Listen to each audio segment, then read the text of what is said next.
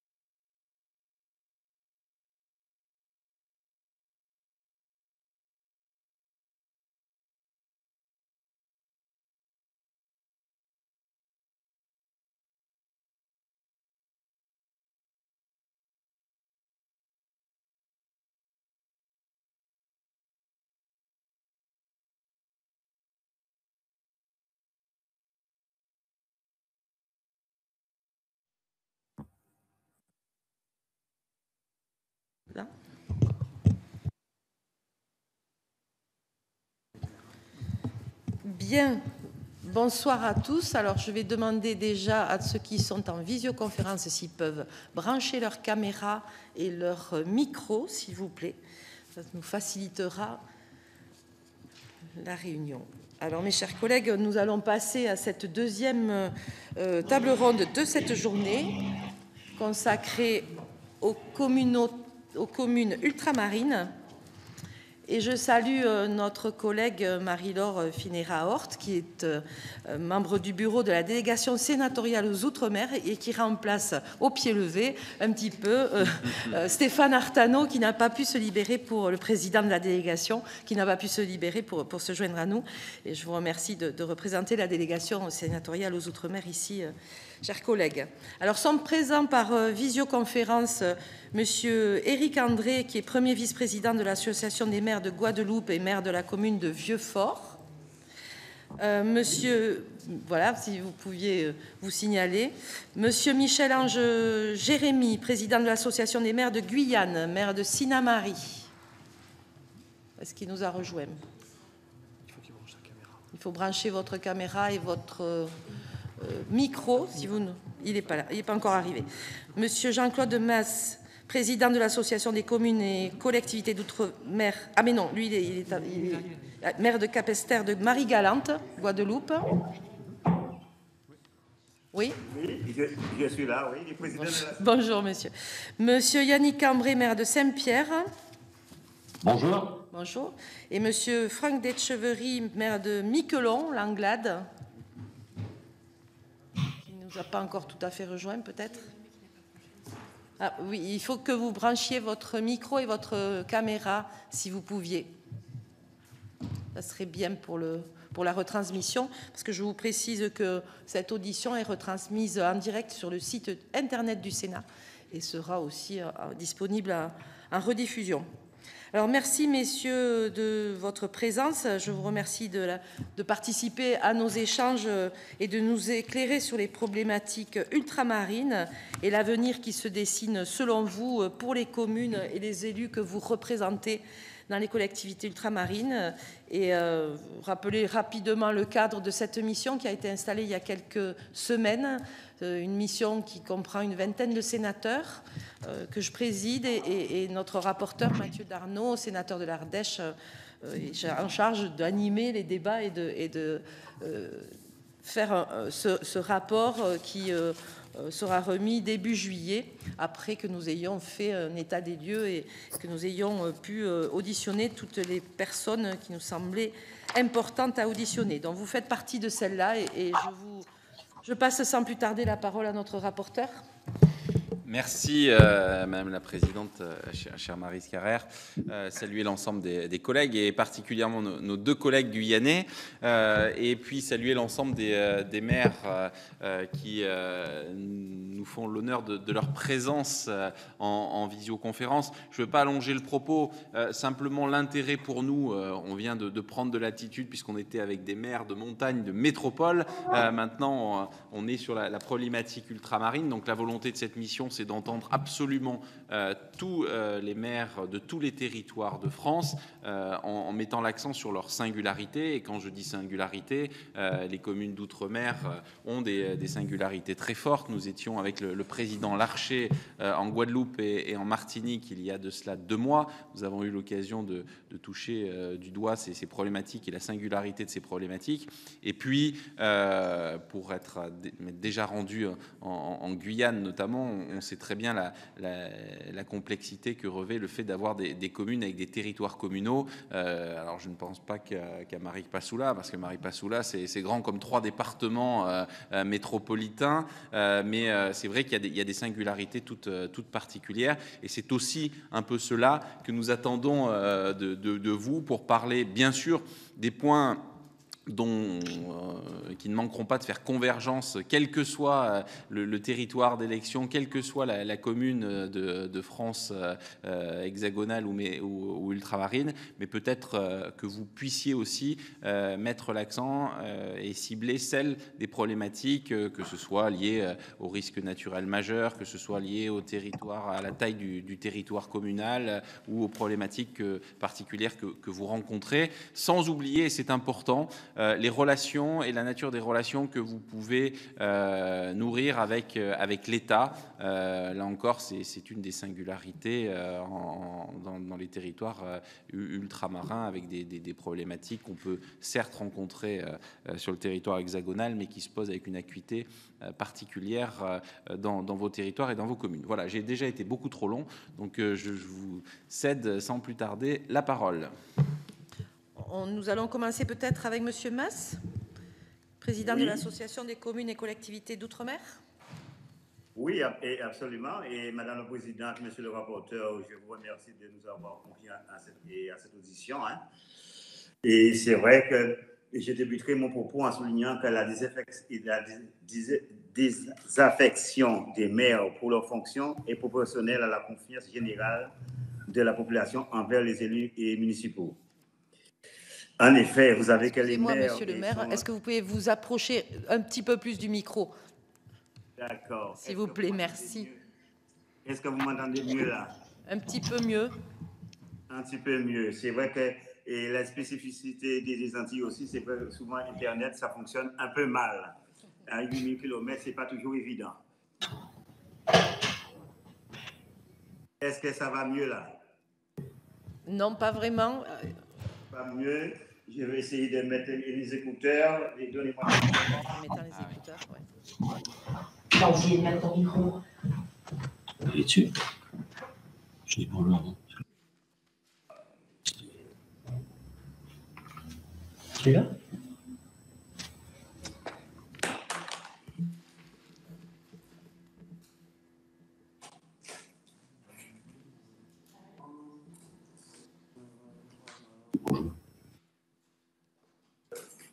Les écouteurs ne sont pas disponibles sur mon bureau.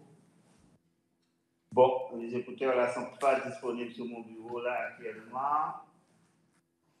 Ah oui. Ici, c'est... Attendez. On va essayer de faire ça rapidement. Bon. Peut-être que le temps que vous équipiez, on peut passer peut-être à quelqu'un d'autre qui... Absolument. Voilà, juste le temps. Alors peut-être Monsieur Cambray pour Saint-Pierre-et-Miquelon. Oui, est-ce que vous m'entendez bien? Oui, très bien. Ok, merci. Merci d'abord de votre invitation. Alors, je vais rapidement vous situer. Hein. L'archipel de Saint-Pierre-et-Miquelon, il est composé de 2 communes et d'un conseil territorial sur une superficie de 242 km² et non sur 3 départements, avec une population de 6100 habitants. Donc, on est certainement l'un des plus petits territoires d'outre-mer. La commune de Saint-Pierre est le chef-lieu. Elle compte 5500 habitants et est la plus petite des îles, 24 km². Donc, je suis le maire de Saint-Pierre depuis le 25 mai 2020. Et j'ai été élu au premier tour des élections municipales le 15 mars 2020 avec 62% des voix. Le 15 mars, donc on a attendu 2 mois et demi pour prendre les manettes de la mairie à cause de l'épidémie de Covid. Le conseil municipal, il est composé de 29 membres, 24 dans la majorité et 5 dans l'opposition. Je vais tenter de répondre à quelques interrogations contenues pour le questionnaire du rapporteur. Mais après 3 ans de mandat, mon premier, voici quelques réflexions qui me viennent à l'esprit. Pour une commune de 5500 habitants, je trouve que le nombre de conseillers municipaux, 29, est trop important. Trop important car pour présenter une liste et trouver 29 candidats, voire 31 avec des suppléants, c'est compliqué. Cela peut être un frein à la démocratie. Donc, ça limite le nombre de listes. Et il est difficile aussi de garder la motivation des élus au fil du temps, alors que la question du quorum peut poser des difficultés à la longue. Et chez nous, je fais la comparaison avec le conseil territorial qui a beaucoup plus de compétences, il ne compte que 19 élus. Face à un conseil municipal, comme je viens de le dire, le conseil municipal de Saint-Pierre qui en compte 29 et celui de Miquelon-Langlade qui en compte 15. Donc, pour moi, ça n'a pas de sens. C'est trop d'élus d'un côté et peut-être pas assez de l'autre, mais encore que je dirais que le conseil territorial avec 19 élus est largement suffisant pour une petite communauté comme la nôtre. Dans une petite commune comme la mienne, je me suis rendu compte aussi que le mandat de maire est une fonction à plein temps. Et quand je parle de plein temps, je ne parle pas de 35 heures par semaine, hein, mais très souvent de 8 à 9 heures par jour, quasiment 7 jours sur 7. Et je ne vous dis pas que des heures passées le soir lorsque vous rentrez à la maison pour consulter des dossiers. Je suis issu du privé, parce que j'étais artisan avant d'être maire, mais je vous dis honnêtement que l'indemnité de maire n'est pas à la hauteur de cet investissement. Alors, je vous rassure, je ne fais pas de la politique ou ce mandat pour faire de l'argent. Mais consacrer autant d'heures pour une indemnité de 3 100 € par mois, ce n'est pas la voie pour se remplir les poches et surtout pour assurer une relève, parce qu'il est évident que lorsque je regarde autour de moi et que je parle à des adjoints pour éventuellement prendre la relève à un certain moment, quand ils sont fonctionnaires ou même dans le privé, effectivement, lorsqu'ils regardent l'indemnité de maire et il n'y a aucun intérêt pour eux. Moi, je peux me le permettre parce que j'ai 62 ans et j'arrive à la retraite. Mais en tout cas, c'est une vraie question. Alors, je sais que la question de l'argent est souvent tabou en France. Moi, je n'ai aucun souci avec. Donc, je voulais absolument relever ce point. Et je ne parle pas non plus des indemnités que perçoivent les adjoints au maire. Chez nous, en tout cas à Saint-Pierre-et-Miquelon, pour 5500 habitants, ils touchent 900 € par mois, alors que moi, je délègue beaucoup aux adjoints. Mais il faut comprendre que, effectivement, avec des indemnités si peu élevées, ils travaillent toujours à plein temps. Bref, autre sujet, le non-cumul des mandats. Alors, je vais vous dire très honnêtement que pendant toute ma carrière politique, et avant d'être élu maire, j'ai plaidé partout pour le non-cumul des mandats. Je vous dis franchement, maintenant, après 3 ans de maire, quelle erreur. Pas pour des raisons financières, mais pour une question de poids politique, surtout en Outre-mer. Alors moi, j'ai la chance d'être à la fois maire et conseiller économique et social et environnemental. Et bien, en tant que maire d'Outre-mer d'une petite commune, ma casquette de CESE me permet d'ouvrir des portes que je n'aurais jamais ouvertes si je n'étais que maire.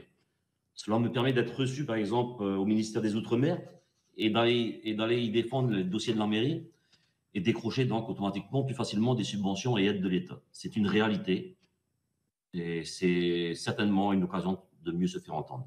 À mon humble avis, un parlementaire devrait avoir la possibilité d'être aussi maire d'une petite commune. De plus, cela permettrait d'avoir des parlementaires ancrés dans leur territoire et de ne pas être parfois hors sol, excusez-moi de ma franchise. Je considère que je suis aussi un élu de terrain et proche des gens. De par mon métier, artisan, comme je vous le disais, j'étais artisan dans le transport, donc proche des commerçants et des particuliers. À leur contact, je constate que mes concitoyens sont de plus en plus exigeants, qu'ils manquent de patience et souhaitent des réponses souvent immédiates. Je ne subis pas de violence de la part de mes administrés, sauf après une semaine de mandat, mais c'était un petit peu logique. Il y avait les adversaires qui l'avaient en mer. Par contre, le poids des réseaux sociaux, si je voudrais insister là-dessus, surtout sur un petit territoire comme le mien, est parfois pesant. Et je pense que c'est moralement très, très difficile avec l'utilisation des réseaux sociaux lorsque l'on fait de la politique ou surtout lorsque l'on peut être critiqué. Pour en venir rapidement au questionnaire que vous nous avez fait parvenir, on parle de la crise des vocations. Pour moi, élu en 2020, bon, je peux me poser la question, un second mandat m'intéressera-t-il? Je vous dirais franchement qu'à mi-mandat, je vous dirais non.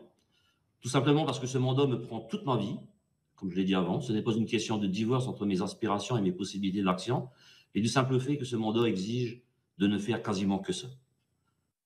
Au niveau de la question du taux de participation, vous m'arrêtez si je suis trop lent ou si je ne vais pas dans le bon sens. Le taux de participation, en tant que CESE, j'ai été rapporteur il y a 1 an d'une contribution sur un avis ayant pour thème la participation démocratique. Ma contribution avait pour objectif de réaliser un focus sur cette question dans les Outre-mer. Donc, je pourrais toujours vous faire parvenir ma contribution, mais en gros, il s'avère que le taux de participation lors des élections territoriales dans nos Outre-mer est plus élevé qu'en métropole lors des régionales ou cantonales. Pourquoi? Tout simplement parce que nos élections territoriales sont en quelque sorte notre élection présidentielle à nous. Les élections municipales sont aussi très suivies, en tout cas chez nous à Saint-Pierre-et-Miquelon. En mars 2020, par exemple, à Saint-Pierre, et malgré l'annonce du Covid et du confinement dans la journée, la participation a été de 57%. D'habitude, ce taux de participation pour les municipales tourne autour de 70%, comme en 2014, ou 73% en 2008. Posez la question des difficultés spécifiques liées à la gestion des communes. Je vais vous dire qu'en arrivant à la mairie de Saint-Pierre, j'avais conscience que l'une des difficultés dans la gestion des communes était l'ingénierie. Même si la mairie avait la chance de disposer d'un bureau d'études, celui-ci ne comportait que 2 agents. Nous avons doublé ses effectifs. On est passé de 2 à 4. Lorsque vous avez des projets, un budget en santé, donc de l'autofinancement, et pouvez prétendre à des aides de l'État, pouvoir être indépendant et se reposer sur un bureau d'études compétent est une nécessité et franchement un gage d'efficacité. Lors de mon dernier déplacement en métropole, j'ai eu une réunion de travail, par exemple, sur les dossiers mairie au ministère des Outre-mer. La discussion est plus facile lorsque vous disposez de dossiers ficelés et pouvez vous prévaloir du fait que votre commune est celle qui est au top des Outre-mer avec un taux d'AE, autorisation d'engagement, de 94%. Ce taux exemplaire vous autorise à solliciter plus d'aide de l'État, mais c'est l'existence même de ce bureau d'études qui nous permet d'être si performants. Le pouvoir d'agir des maires, ça me nuise. Je n'ai pas l'expérience ni le recul nécessaire pour confirmer cette affirmation. Je dirais plutôt que l'on charge plutôt la barque des mairies, surtout par l'accroissement des lourdeurs administratives et le transfert de diverses compétences. Alors, je vais vous donner juste 2 exemples. Dernièrement, ou il y a 1 an de ça, 1 an et demi de ça, il y avait un problème de gestion des ERP à Saint-Pierre-et-Miquelon, des établissements recevant du public, qui était à une compétence mi-État, mi-collectivité territoriale. La collectivité territoriale a pris une délibération et a refilé en quelque sorte, excusez le terme, mais la compétence des ERP aux 2 communes. Ensuite, même chose au niveau de la préfecture, c'était un souci de gestion des taxis. Qu'est-ce qu'on a fait? On a refilé la gestion des taxis aux mairies. Il n'y a pas de souci avec ça, sauf qu'effectivement, quand on charge la barque, au bout d'un moment, ça devient très compliqué pour les communes. Je vais vous dire un exemple aussi spécial à Saint-Pierre-et-Miquelon, les services incendies sont de la compétence des communes et non des départements, une collectivité territoriale. À Saint-Pierre-et-Miquelon, il n'y a pas d'intercommunalité, logique, puisque les 2 communes sont sur 2 îles différentes. Par contre, depuis mon arrivée à la mairie de Saint-Pierre et celle de M. Decheverry à la mairie de Miquelon-Langlade, nous essayons de coopérer dans bien des domaines. Par exemple, pour la formation de nos pompiers, pour les démarches auprès de l'État, auprès de la collectivité, de la question épineuse du traitement des déchets. Parce que le traitement des déchets, pour l'instant, à Saint-Pierre-et-Miquelon, repose que sur les 2 mairies, ce qui est scandaleux. D'ailleurs, un rapport du Sénat est sorti en décembre dernier, qui justement souligne ce fait qui est inacceptable. Au-delà de l'intercommunalité, je soulignerai la bonne santé des relations, la bonne entente plutôt entre les maires. Je crois que ça, c'est très important, et surtout des relations intelligentes à mettre en place. Alors, je parlais avant de formation des pompiers. Il y a aussi Saint-Pierre dispose d'une école de voile, donc on envoie aussi cette école de voile sur Miquelon. Donc, c'est quand même pas des gestes, mais enfin une coopération qui est à souligner. Et comme je le disais avant, les services incendies sont de la compétence des communes. Enfin, pour terminer, sur l'accompagnement de l'État, objectivement, l'accompagnement de l'État est réel et les relations préfecture-mairie de Saint-Pierre sont bonnes. J'ai instauré à mon arrivée une réunion mensuelle entre la directrice générale des services de la mairie et la secrétaire générale de la préfecture. Cela permet de faire le point sur tous les dossiers et de lever tous les mois, s'il y en a, les blocages. Au niveau financier, maintenant, le soutien aux investissements de la commune sont à la hauteur grâce au FEI, c'est le Fonds exceptionnel d'investissement, FEI, qui est à la main du ministère des Outre-mer pour aider les collectivités pour leur donner un coup de main dans leur investissement structurant. Alors, très honnêtement, depuis que je suis arrivé à la mairie en 2020, tous les ans, on a la chance de pouvoir bénéficier d'une enveloppe de 2,5 millions d'euros, ce qui est énorme, important pour une commune de 5 500 habitants. Et comme je vous l'ai dit avant, on utilise ces crédits, on les dépense, on fait des projets, puisqu'on a 94% d'utilisation d'AE. Donc, excusez-moi d'avoir été un peu long, mais voilà, en gros, quelques éléments que je souhaitais vous dire pour la commune de Saint-Pierre. Merci beaucoup. Monsieur Mas, est-ce que vous avez branché vos écouteurs?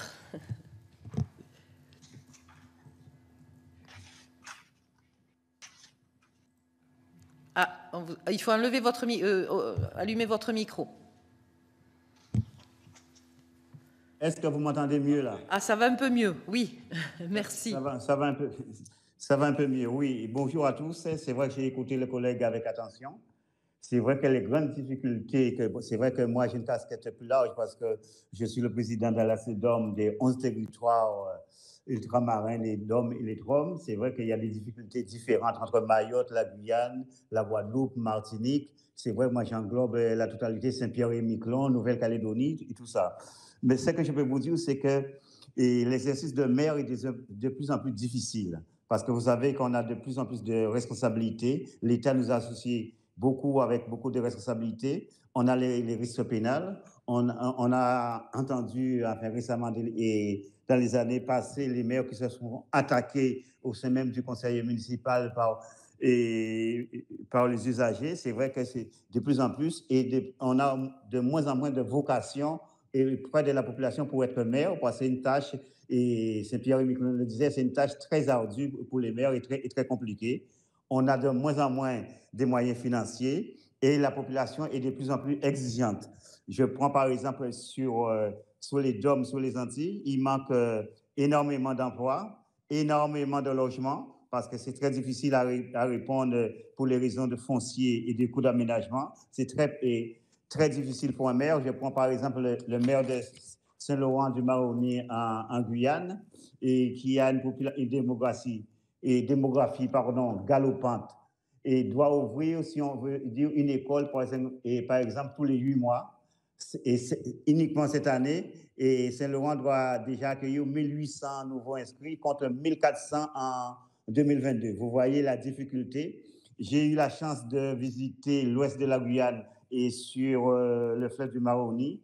L'enclavement des communes, les déplacements, c'est uniquement en pirogue. Les enfants, pour aller à l'école, c'est uniquement en pirogue. Et c'est vrai qu'il y a beaucoup. Chaque département devait avoir un traitement différent. Et c'est vrai que, par exemple, si je prends le cas de la Guyane, de Mayotte, il y a une population, et je dirais une population officielle par l'INSEE, et une population dont l'immigration est importante, que dans toutes les, par exemple, les subventions et également insuffisantes. Par exemple, je prendrai pour la Guyane, la décile est de 2,7 millions pour le département, et simplement le besoin de Saint-Laurent-de-Maroni s'élève à 9 millions d'euros. Vous voyez, et la différence qu'il y a est là-dessus. En plus, dans les DOM et les TROM, on a les dépenses du personnel qui est spécifique, les 40%. Ça coûte très cher pour les mairies. Et surtout, et je dirais aussi, et j'ai entendu tout à l'heure, la mobilité et des élus. C'est vrai qu'un élu de Bordeaux pour venir à une réunion à Paris, c'est facile. Nous, c'est vrai, nous, c'est l'avion. Le coût est très important. On n'a pas ce que j'appelle souvent une dépense de mobilité pour la formation, même pour nos cadres. Le plus souvent, les formations se font ailleurs en métropole. Il y a tout ça qu'on doit et qu'on peut en plus revoir. Et c'est vrai que vous savez que les tarifs aériens ont explosé ces jours derniers sur le territoire ultramarin. C'est pas toujours. Et c'est vrai que le collègue disait toujours aussi, il y a un manque d'ingénierie dans les communes et des DOM. Et c'est vrai, même l'État au sein même, pour ses besoins propres, a des difficultés parce que c'est pas assez attrayant et souvent c'est trop cher. On ne trouve pas vraiment des ingénieries. Je pense qu'il faut travailler là-dessus si on veut vraiment développer nos communes et dans les DOM et les TROM. C'est important là-dessus. Et je dirais la place des communes et ses relations avec l'État, et bon, c'est assez bonne. Les relations avec les intercommunalités sont généralement bonnes, mais comme je l'indiquais dans le questionnaire, nos interco regroupent beaucoup moins de communes qu'en Hexagone. Parce que c'est vrai que moi, je prends le cas de Marie-Galante, on n'a que 3 communes, c'est beaucoup plus facile. Et c'est vrai, quand vous prenez l'ouest et de la Guyane, c'est énormément de communes. Et, par exemple, cependant, un interco de la Guyane, l'ouest de la Guyane, couvre un territoire 4 fois plus grand que les départements de l'île de l'Île-de-France. Vous voyez, c'est important. Et la Guadeloupe, et mon collègue, et sans doute, il va le dire, on a une double insularité parce que c'est un archipel. Et souvent, ça ne se vit pas comme un archipel. Moi, que je suis maire à Marie-Galante, pour pouvoir aller dans une réunion en Guadeloupe, je dois prendre le bateau. Et comme il y a deux horaires bien déterminés, c'est 6 heures du matin que je dois prendre le bateau pour arriver en Guadeloupe. Et même si ma réunion se termine à 10h midi, je dois attendre 17h15 pour retourner chez nous. C'est vraiment, il n'y a pas cette fusité. C'est vrai qu'on ne vit pas comme un archipel, c'est important. Je pense que l'État aussi devait prendre ça. C'est important, le côté archipélagique des départements. C'est pour bien situer et le contexte que je dis, chaque département d'outre-mer devrait avoir un traitement différent pour si on veut vraiment qu'on puisse avancer et qu'on redonne goût aux jeunes de reprendre une mairie, parce que je veux dire qu'ils vont hésiter énormément parce qu'il y a plus en plus de responsabilités et moins en moins de moyens pour accomplir. Parce que nous, on est le premier rempart. Comme je dis, le premier rempart avec la population. La moindre petite chose qui arrive, on veut en voir le maire. Et souvent, on n'a pas la solution pour leur donner parce qu'on n'a pas les moyens. C'est vrai, je pense qu'il faut reconnaître les maires et on voit très bien dans les élections, et le pourcentage des électeurs est beaucoup plus important par rapport à chez moi. C'est pratiquement 87% des gens qui vont aux urnes, contrairement aux autres élections. Ça veut dire que la population aime son maire, mais souvent que le maire n'a pas toujours la possibilité et la possibilité de rendre et les services qu'il devait faire à sa population. C'est tout ça que je pense qu'il faut qu'on puisse revoir et remettre vraiment le maire au centre et de décision. Et vraiment, c'est ce qu'on appelle, je dis souvent ce que j'appelle la démocratie et proximative. C'est vrai qu'on est le plus proche de la population. Je pense qu'il faut que les maires vraiment aient un statut particulier. Après, si je peux intervenir sur autre chose, par exemple, je vais vous dire un cas qui est criant et dans tous les DOM, hein, parce que je parle en général pour tous les DOM. La CDPNAF donne un avis en France, pour tous et chez nous dans les DOM, c'est un avis conforme. Ça veut dire qu'il y a 2 poids, 2 mesures. Ça veut dire qu'on fait le plus. Dès que la CDPNAF n'est pas d'accord avec les maires, c'est rejeté automatiquement. Et en métropole, il n'y a qu'un avis simplement. C'est tout ça, c'est cette disparité qui fait souffrir et qui fait souffrir le développement des DOM. Je pense qu'il faut recentrer, je veux dire, un peu plus de pouvoir au niveau des maires et des départements et des régions et pour les DOM et les TROM.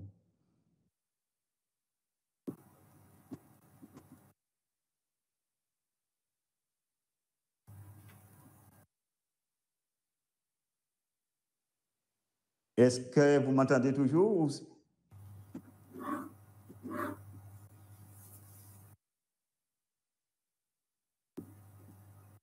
Est-ce que vous entendez? Oui, pardon.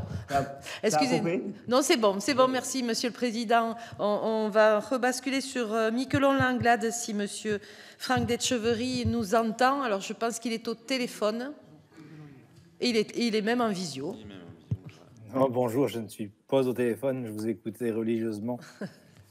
Bonjour à tous, bonjour. Merci pour cette invitation. Donc, mon ami et homologue Yannick Combré a quand même été bien complet sur Saint-Pierre-et-Miquelon, mais en ce qui concerne Miquelon, si vous voulez, on a quelques spécificités que j'aimerais évoquer aujourd'hui. Vous m'entendez bien? Oui, tout à fait. J'entendais monsieur le maire de Marie-Galante parler justement de sa double insularité. À Miquelon, c'est pareil, si vous voulez. On est obligé toujours de passer par le chef-lieu Saint-Pierre pour beaucoup de choses, pour les soins, pour les réunions, pour tout. Et du coup, on se trouve très isolé, avec un territoire relativement étendu de plus de 200 km² pour 600 habitants. Et du bruit dans mon casque. Oui, c'est un micro qui doit être allumé. Monsieur Mas, peut-être si vous pouviez éteindre votre micro. Voilà, parfait. Merci. Donc oui, on est très isolé et je dois dire que le mandat de maire sur Miquelon-Langlade a de moins en moins de succès. Juste pour info, en 2020, il n'y avait pas de liste au municipal à Miquelon-Langlade. Donc il y a plusieurs mois qui se sont écoulés et au mois de septembre, la commune risquait de fusionner avec celle de Saint-Pierre et donc disparaître. C'est pourquoi je me retrouve actuellement avec une équipe de 11 conseillers à la tête de la commune, 11 plutôt que 15, parce qu'on n'a pas réussi à l'époque à combler justement cette liste.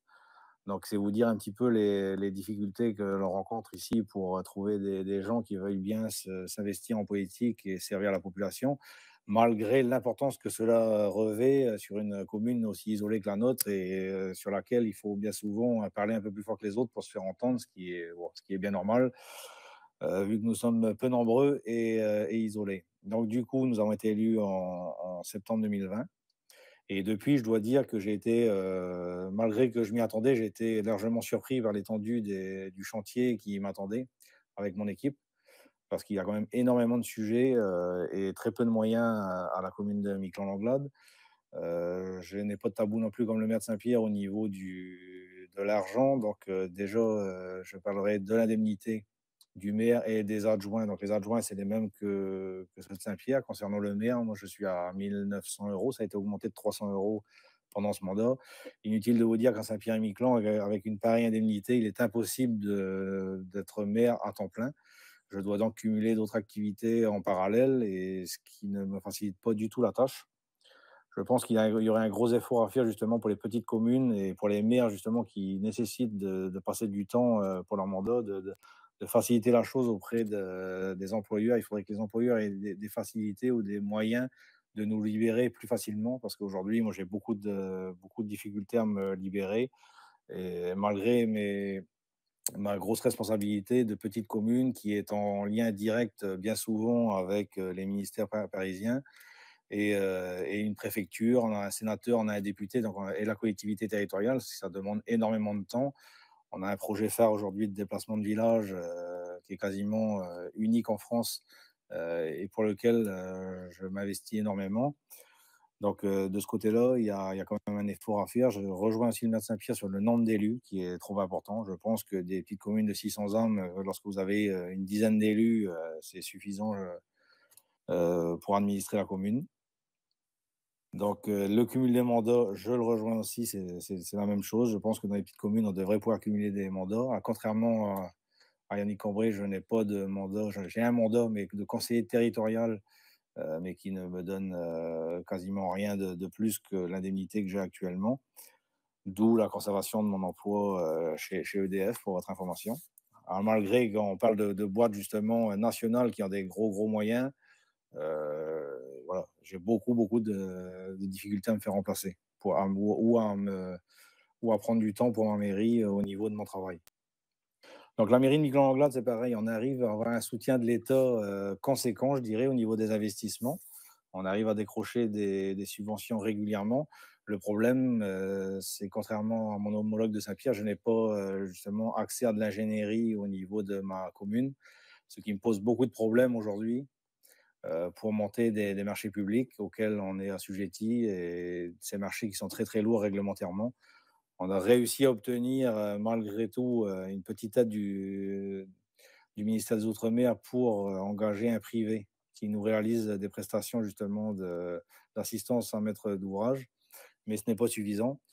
On a aussi fait appel à un juriste, donc à un avocat, pour aider la mairie dans ses différentes obligations et responsabilités, parce que, bon, au-delà de l'indemnité qui ne nous permet pas d'en vivre, je tiens quand même à rappeler qu'on peut être appelé à n'importe quel moment à la barre. Donc, on est responsable pénalement, et ça aussi, à mon avis, ça a un coût aujourd'hui. Et si on veut attirer des jeunes, et on doit pouvoir aujourd'hui leur assurer une défense pénale et surtout une rétribution qui va avec les risques encourus. Le maire de Saint-Pierre parlait de la responsabilité des ERP que la collectivité territoriale avait donnée aux communes, bon, d'ailleurs, manu militari, sans qu'on donne notre accord. Moi, je voudrais parler plus largement aujourd'hui de la vassalité de la collectivité territoriale sur nos deux communes, qui est naturellement plus prégnante sur Miquelon, parce que la collectivité territoriale, le siège se trouve sur Saint-Pierre. Donc, loin des yeux, loin du cœur, hein, la mairie de Miquelon aujourd'hui a beaucoup de mal à se faire entendre auprès de la collectivité. Nous sommes deux communes, des rares communes de métropole à ne pas maîtriser le foncier et l'urbanisme sur notre commune, ce qui est très compliqué. Aujourd'hui, moi je subis sur ma commune des urbanisations sur certaines zones qui ne sont pas souhaitées, et je n'ai pas mon mot à dire. Et lorsque ces zones sont urbanisées, j'ai obligation d'assurer les services de secours à la personne et aux biens.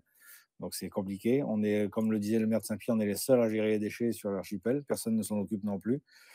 On a quand même beaucoup de problèmes, si vous voulez. Et lorsque l'on les énumère et qu'on l'évoque sur les réseaux ou sur la chaîne, le média local, c'est vrai que pour attirer les jeunes, je ne vous cache pas qu'on fait mieux. Donc c'est vraiment là-dessus que je voulais appuyer, c'est au niveau du pouvoir des maires et des mairies. On a de plus en plus de normes à respecter, avec de moins en moins de moyens.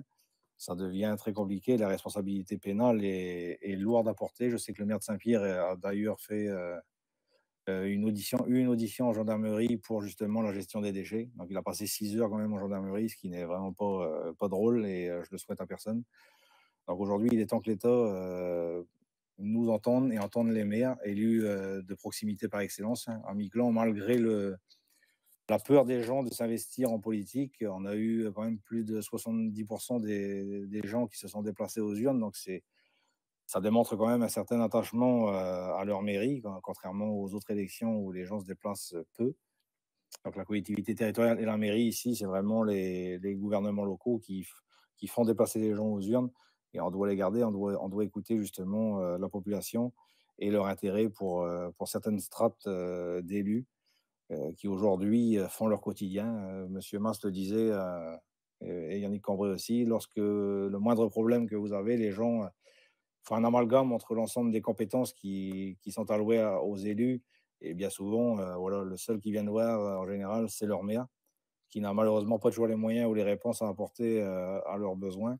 Et ça, c'est un sentiment aussi qui est un peu difficile à vivre, même au niveau des compétences. Si je prends les compétences de la mairie de Miquelon, malheureusement, nous n'avons pas d'intercommunalité et pourtant, nous avons récupéré la compétence GEMAPI.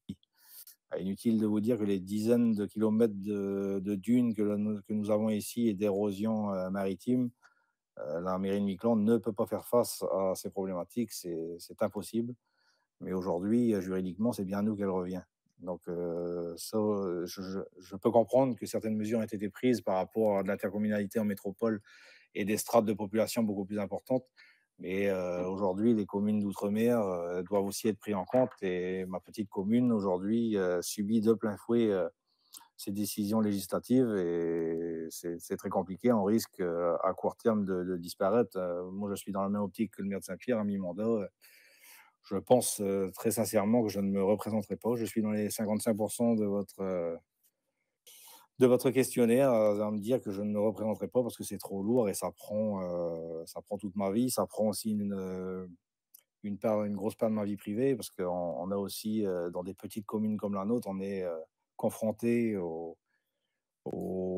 gens partout où on va. On a les réseaux sociaux qui sont très prégnants ici. On a très mal vécu, même moi, en tous les cas, j'ai très, très mal vécu la période Covid, qui a été très tendue dans notre archipel, dans les petites communautés comme la nôtre, avec des confinements, des vaccinations obligatoires, lesquelles que nous avons dû assumer, hein, bien évidemment, en tant que maire responsable politique de politique publique et de santé publique.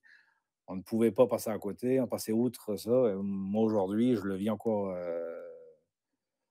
mal. Mes administrés, aujourd'hui, beaucoup d'entre eux ne souhaitent plus m'adresser la parole à cause de mesures qui ont été prises par l'État à une époque, qui aujourd'hui, pour rappel, ont disparu.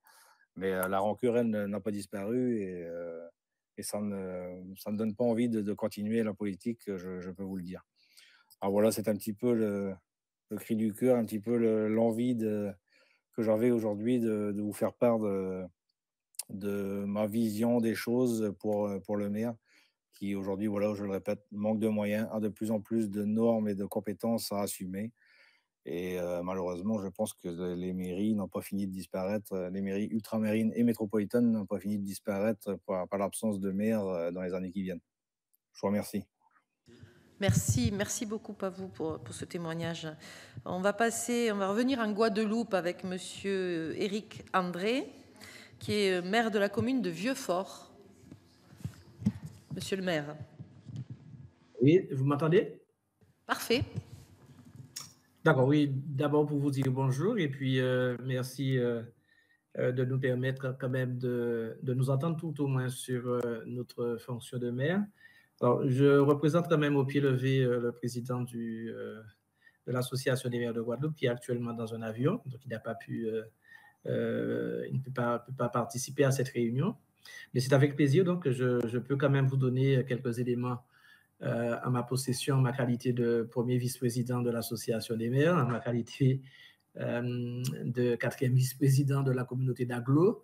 Donc, je suis, c'est vrai, très proche de mes collègues et surtout ma qualité de maire. J'ai été élu en 2020, c'est ma première mandature, dans une commune qui est Vieux-Fort, une des plus petites de la Guadeloupe. Encore que je n'aime pas utiliser ce terme petite parce que bon, quand nous avons des difficultés, nous avons les mêmes difficultés que les grandes communes, hein, et nous avons justement, paradoxalement, moins de possibilités à les régler. Donc, le terme petite commune, quelquefois, ça ne me va pas beaucoup. Et puis, bon, je dirais que de manière globale, j'ai entendu les collègues dire quasiment tout ce que moi aussi je ressens et que nous ressentons nous aussi en Guadeloupe par rapport aux difficultés de nos communes. Je dirais que la dernière expérience douloureuse que nous avons vécue, c'est tout simplement les aléas climatiques avec la tempête tropicale Fiona. Jusqu'à aujourd'hui, nos communes sont démontées, nos voiries sont cassées, les cabinets d'études ont fait le travail. Nous n'avons pas la possibilité d'avancer pour pouvoir investir et faire démarrer des projets de réparation. Donc, c'est un travail que nous faisons actuellement avec le département et la région, malgré l'expertise qui nous a été mise en place. Donc, c'est vraiment difficile. Et moi qui, au niveau de Vieux-Fort, enfin, dans ma commune, il y a un port de pêche avec des marins qui se retrouvent depuis déjà quasiment 3 mois en grosse difficulté pour exercer leur activité. Ce n'est pas simple. Alors, je dirais que pour nous qui sommes des représentants de l'État, les premiers d'ailleurs, nous sommes à la base de la représentation de l'État, ben, il nous faudrait voir dans quelle mesure nous pouvons avoir aussi de la part de l'État des moyens supplémentaires pour que cette représentation de l'État puisse véritablement être au service de la population, puisque je le répète, hein, les services publics, nous avons du mal à les assumer parce que nous n'avons pas beaucoup de moyens.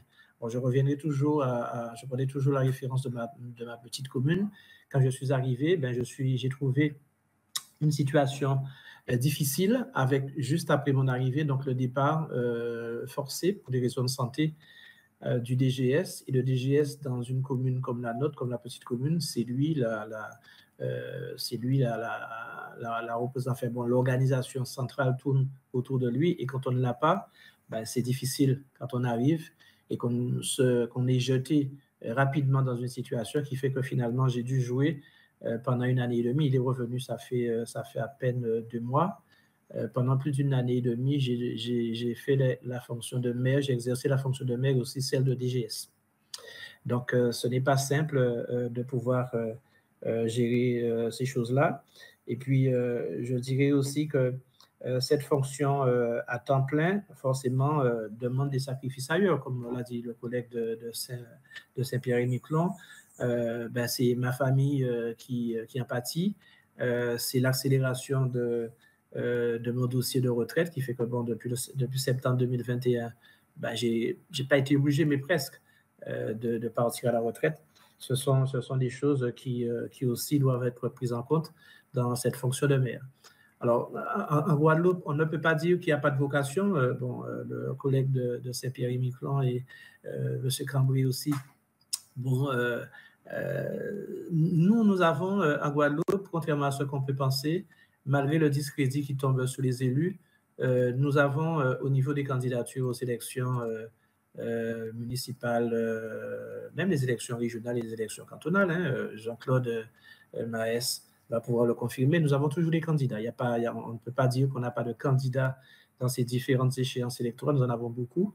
Après, c'est tout simplement la difficulté pour ces candidats de rendre à la population qui leur a fait confiance les services, de leur apporter les services qu'ils avaient souhaité avoir par notre représentation et par notre élection.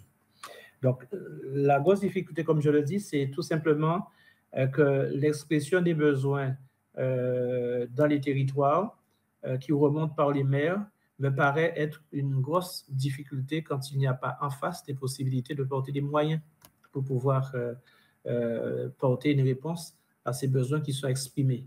Et ça, c'est une grosse question. Ensuite, après, on a évoqué aussi la situation des communes qui n'ont pas de cadre. Dans ma petite commune, petite entre guillemets, je n'ai aucun cadre. C'est encore une nouvelle fois le DGS qui joue ce rôle-là.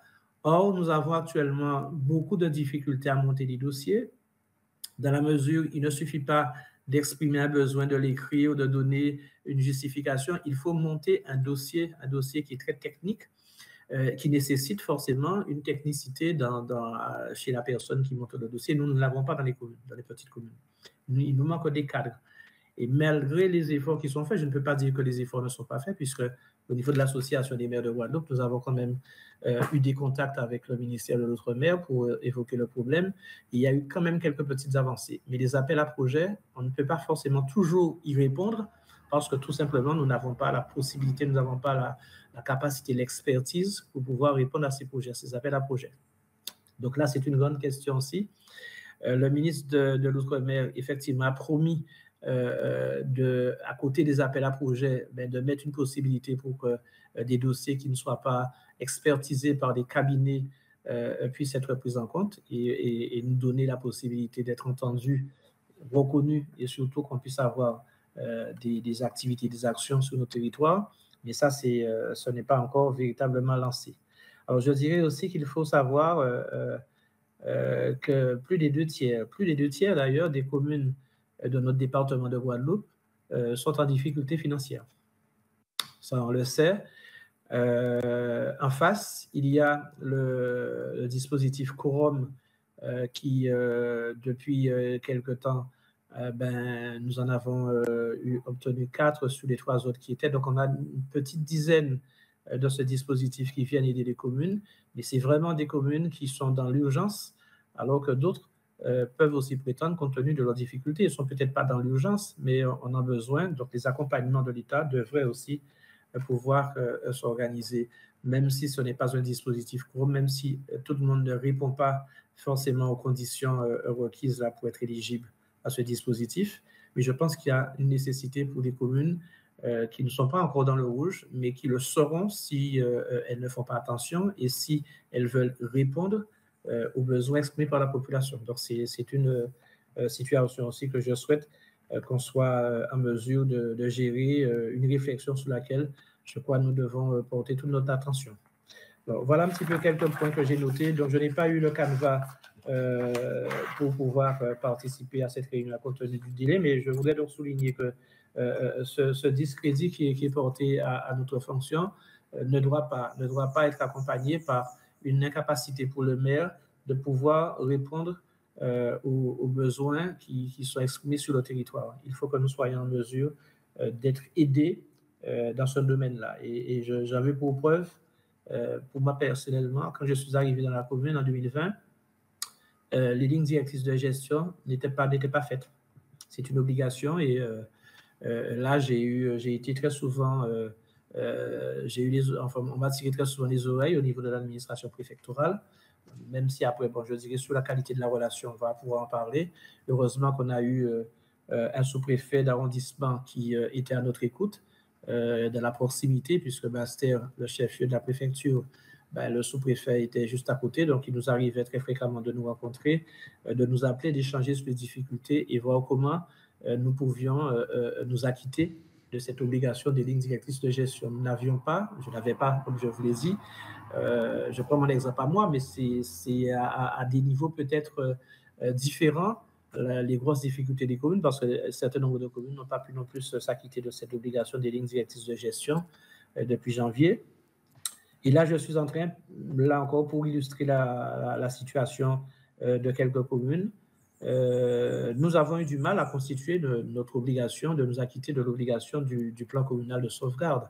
Le PCS a été une grosse difficulté pour nous aussi à pouvoir se mettre en forme. On n'a pas eu tous les concours souhaitables. Les pompiers sont difficiles à mobiliser. La technicité, compte tenu de notre situation géographique, avec tous les aléas climatiques, la prise en compte de toute cette dimension-là, n'a pas pu forcément être relayée, inscrite dans un dossier par des simples agents communaux, fussent-ils responsables des secours, etc. Donc, ce sont des choses que nous avons eu comme difficulté à gérer. De manière générale, enfin, de manière globale, l'avenir des communes, mais l'avenir des communes dépendra forcément de ce que l'État va pouvoir mettre à la disposition des maires pour pouvoir mettre de la proximité au niveau de notre population.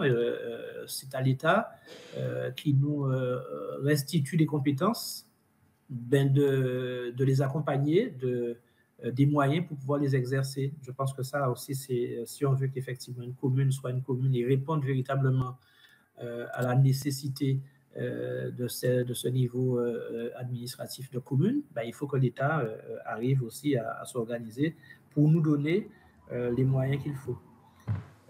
Quant à l'avenir du maire, oui, l'avenir des maires, comme je l'ai dit tout à l'heure, en Guadeloupe, nous ne manquons pas de motivation, nous ne manquons pas de volonté d'être maire. Ça, chez nous, il n'y a pas de problème concernant la chose. De démission, il n'y en a pas malgré les difficultés.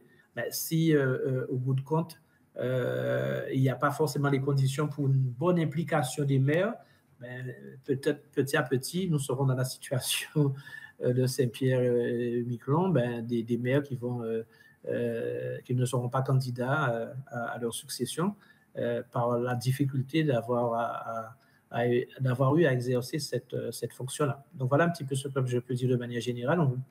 Dans l'échange, peut-être que je porterai quelques éléments d'information. Et voilà tout ce que je peux dire. Et puis, je vous remercie de votre écoute.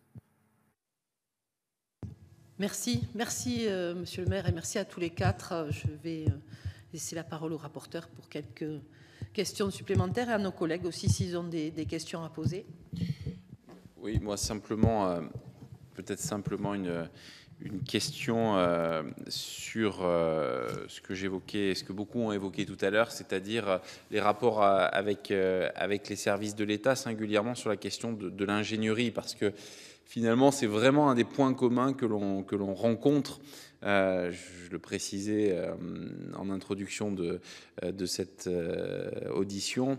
On retrouve autant dans les communes rurales, dans l'Hexagone, que sur l'ensemble des communes. Et vous l'avez indiqué à nouveau, que c'est un besoin qui est criant.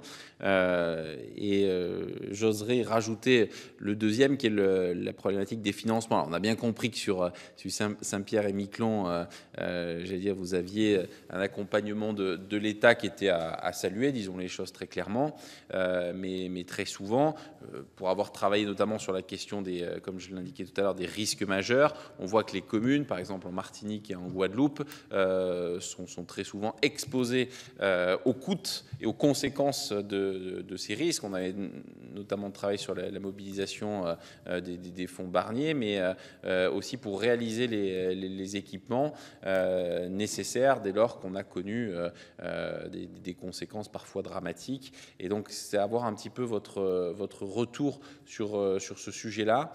Et puis, peut-être la relation, là aussi, un phénomène qui va grandissant, que certains ont évoqué, la relation à la population.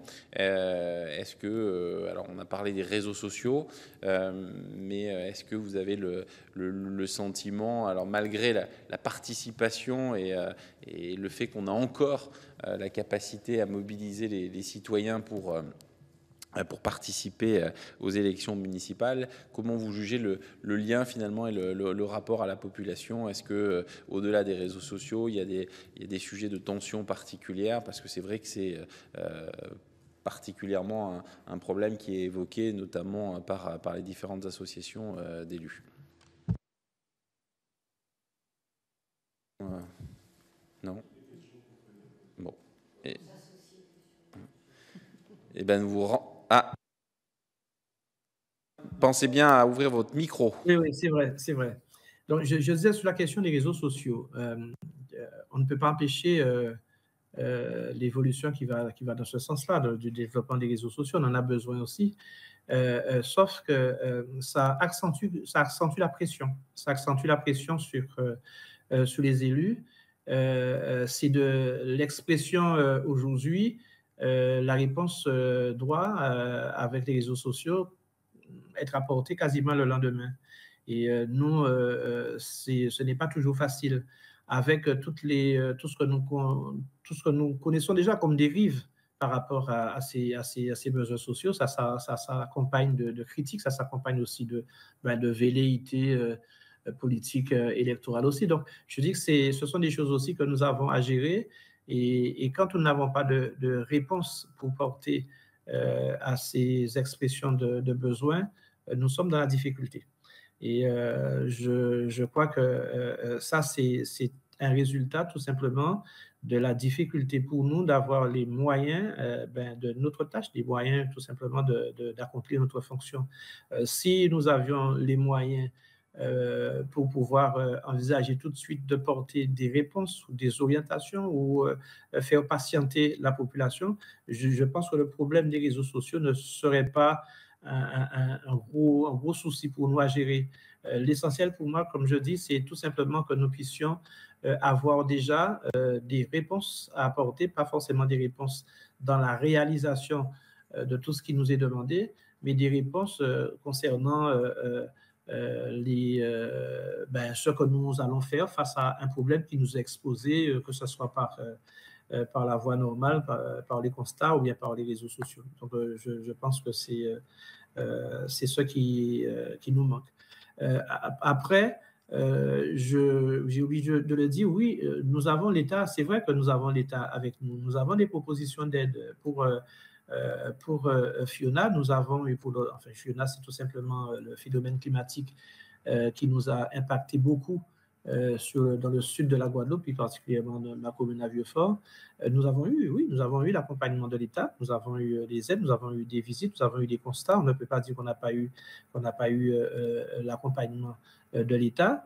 Nous avons aussi de très bonnes relations. Je pense que ce n'est pas, il faut le dire, depuis 3-4 mandatures de préfets, les préfets ont toujours été très auprès, aux côtés des élus. On n'a pas eu ça. Bon, les 2 derniers, c'est encore mieux. Et c'est surtout les sous-préfets qui ont la tâche, effectivement, d'être sur le terrain et de pouvoir représenter l'État, nous accompagner de réunions. Nous avons des occasions de rencontrer, d'avoir des sous-préfets qui participent à nos réunions, à nos travaux, quand nous avons des difficultés sur tel ou tel sujet. Ça, c'est un élément quand même qui est important.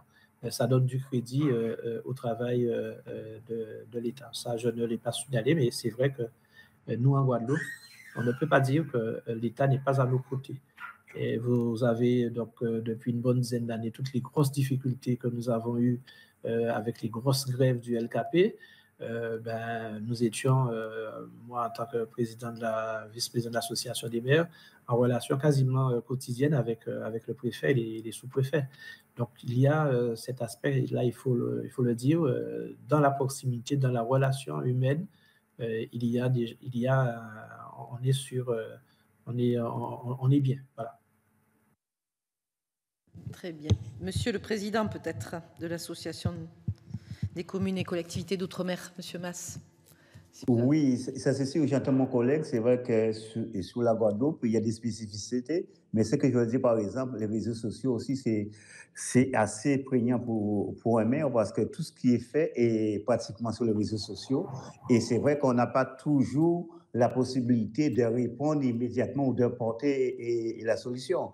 Je le prends le cas de Mayotte ou de Guyane avec l'insécurité qu'il y a, par exemple, pour la population, pour les écoles. Je prends le cas de Mayotte, pour que les enfants puissent aller à l'école, il fallait qu'ils soient accompagnés par les forces publiques. Et le maire, par moment, n'a pas tous les moyens pour pouvoir assurer la sécurité de ses enfants. Et sur l'immigration, souvent par moment, ils sont complètement dépassés.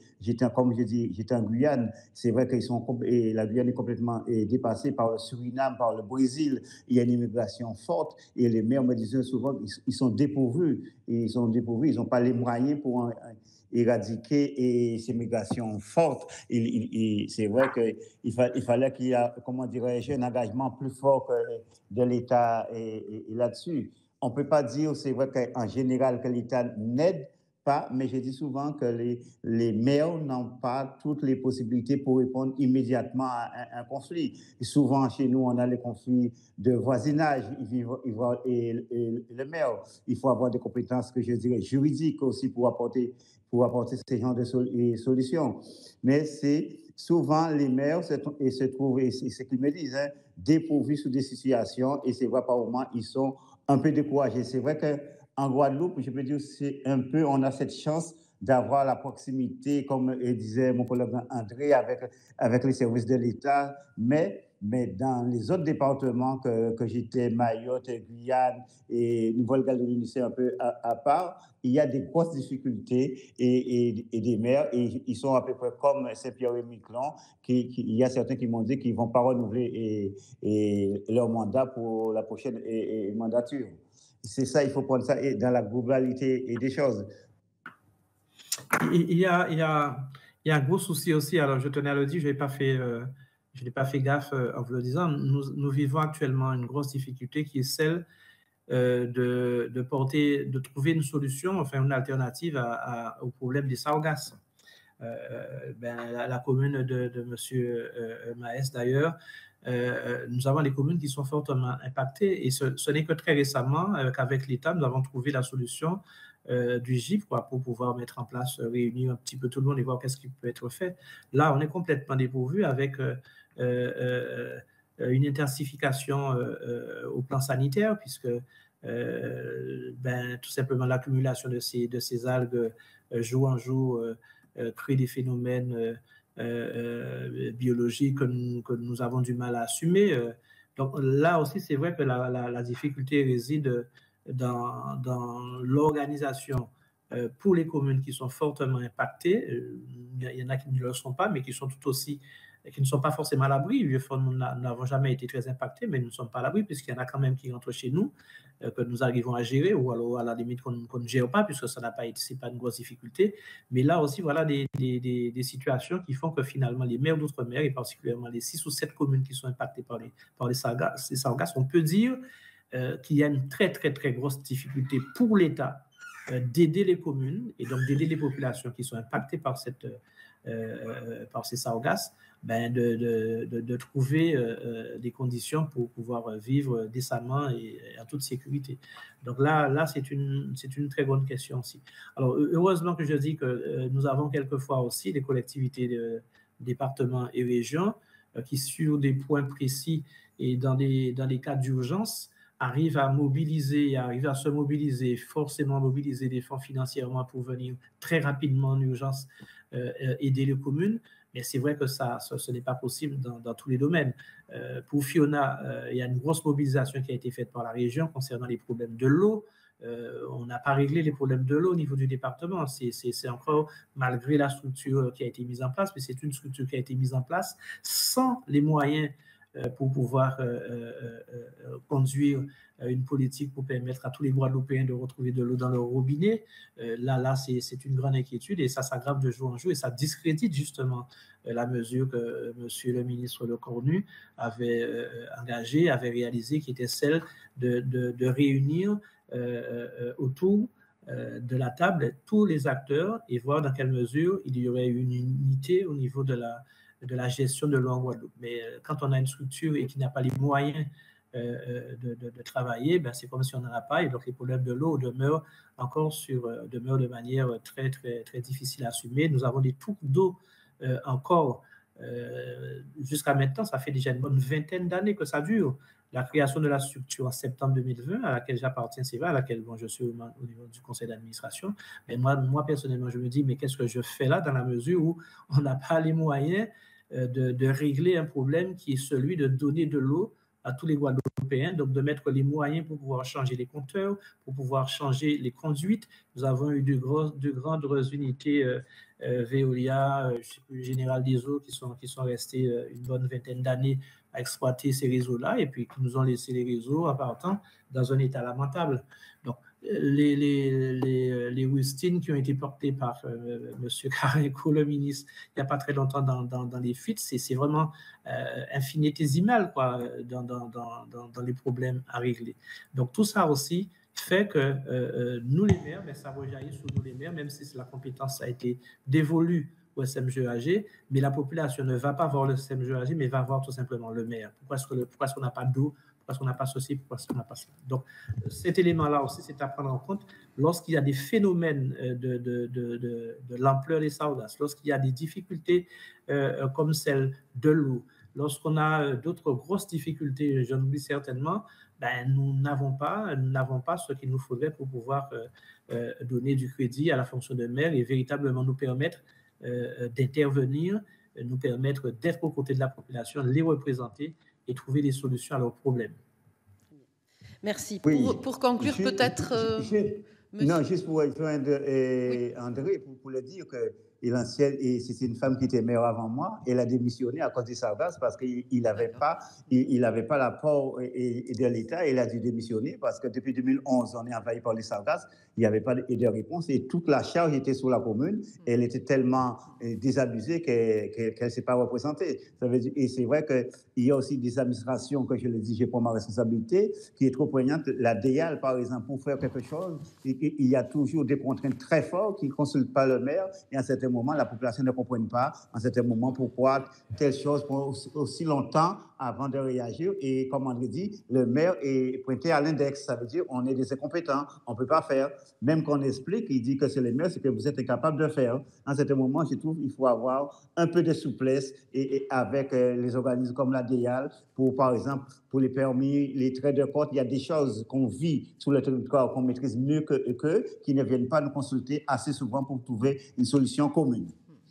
Merci. Pour terminer peut-être rapidement, parce qu'on a dépassé un petit peu le temps qui nous était imparti, Monsieur Cambray, ou pour cette relation avec les citoyens par le biais aussi des réseaux sociaux et la pression qu'on peut avoir sur aujourd'hui des nouvelles pratiques de communication. Oui, c'est vrai, je l'ai souligné dans mon propos que c'était un souci, mais après ça, il ne faut pas non plus tout dramatiser. Moi, je vous le dis franchement, après avoir été élu au conseil territorial pendant 11 ans dans l'opposition, après avoir été conseiller municipal pendant de longues années, actuellement conseiller économique et social, je peux vous dire que le mandat de maire est le plus beau. Je crois que c'est le plus beau que peut offrir la République, parce que c'est vraiment celui où vous êtes en contact avec la population, où vous pouvez agir sur votre quotidien. Et effectivement, quand vous avez à la fois une bonne gestion de votre budget, une situation saine, des aides qui arrivent, et comme je l'ai dit avant, pour pallier au problème d'ingénierie, un bureau d'études, alors ça coûte quand vous avez 4 employés, mais je pense que c'est vraiment la solution pour répondre aux besoins des investissements des communes. En tout cas, moi je le pratique ainsi et je peux vous dire que les résultats sont probants, sans pour autant m'en vanter. Parce que comme je vous l'ai dit, alors si je pas partant pour faire un deuxième mandat, je l'avais annoncé dès que j'ai été élu, j'étais là pour un mandat parce qu'à mon âge, il faut aussi penser aux autres. Mais j'aurais jamais cru que c'était aussi prenant. En tout cas, c'est un très, très beau mandat. Et ça, je tenais à en témoigner et le souligner. Merci. Bien. Eh bien, écoutez, merci, messieurs. On va vous libérer. Merci de nous avoir consacré un peu de votre temps précieux pour témoigner. Et ça sera pour nous très important pour la rédaction finale de notre rapport. Merci en tout cas et bonne fin d'après-midi dans vos beaux territoires. Au revoir. Merci, au revoir. Merci à vous, merci à tous les collègues et à bientôt. À bientôt.